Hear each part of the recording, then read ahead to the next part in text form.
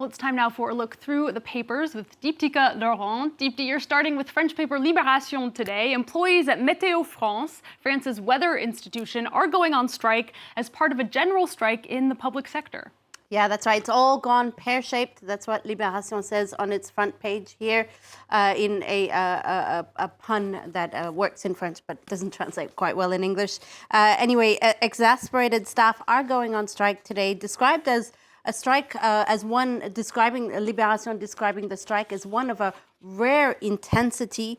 Météo France is France's weather predictions institution.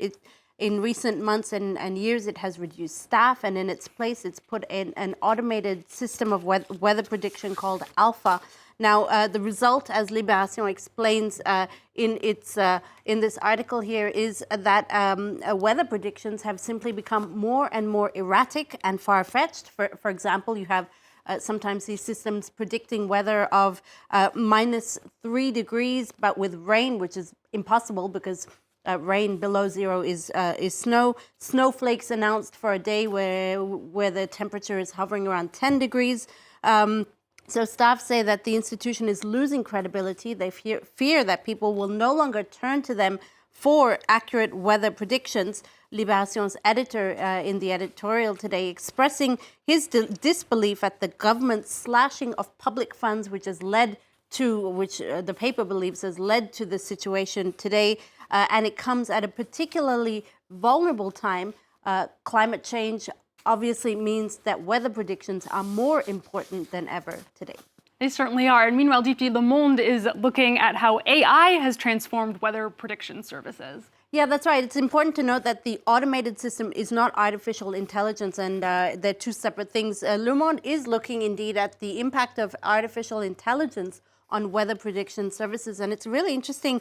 They've been dubbed the ChatGPT of the weather world. In 2022, a host of AI software flooded the weather prediction market. You had Forecast.net by NVIDIA, Huawei's Pangu, all of these programs capable of anticipating atmospheric evolution 10 days ahead with quite impressive precision. Last year, a host of European countries, including France, Norway, Sweden, and Switzerland, banded together to create their own weather predicting model. And these models are really impressive, Alison. To give you an example, they often need just 1 minute to produce the same predictions as a supercomputer needs in 2 to 3 hours. But they have their weaknesses too. This is something that Le Monde touches upon. They're particularly weak when it comes to predicting cloud activity, wind, and rainfall. It does make me wonder if AI is threatening the jobs of weather predictors, as it has for so many other careers. Dipty, moving on, in the Gambia, lawmakers have given themselves 3 months to discuss whether or not to repeal a ban on female genital mutilation. Yeah, that's right. MPs have called for more consultation in a proposal that would roll back the rights of young girls in the country. Female genital mutilation was outlawed 8 years ago in the Gambia, and it is punishable by 3 years in prison. MP Almame Giba, who introduced the bill to Parliament, said overturning the ban would uphold religious loyalty and safeguard cultural norms.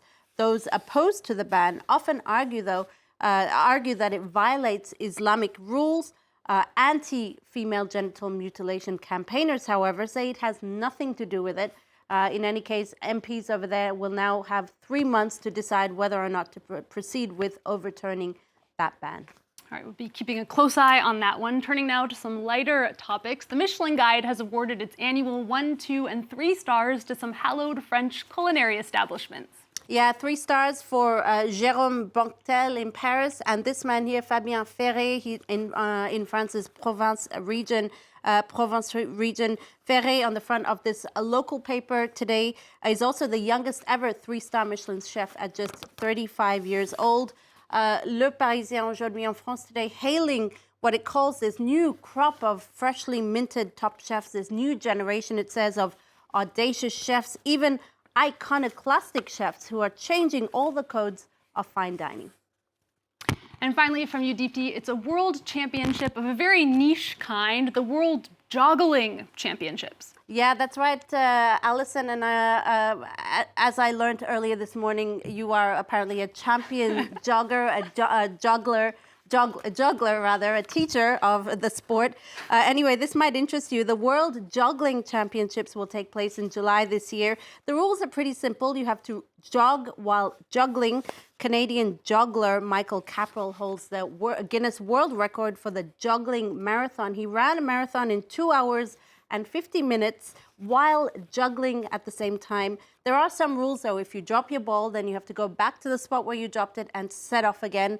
In any case, it's not the only niche sport on the market. There is also ski jogging, which is getting pulled on a horse while on skis, and polo cross, which, as you can imagine, is a mix of polo and lacrosse. There's a very lucrative market of niche sports out there. There certainly is. Deepti, I'm going to teach you how to juggle. I swear we're working on it. Thank you so much. All right, thank you, Deepti. That was Deepti Laurent with our press review.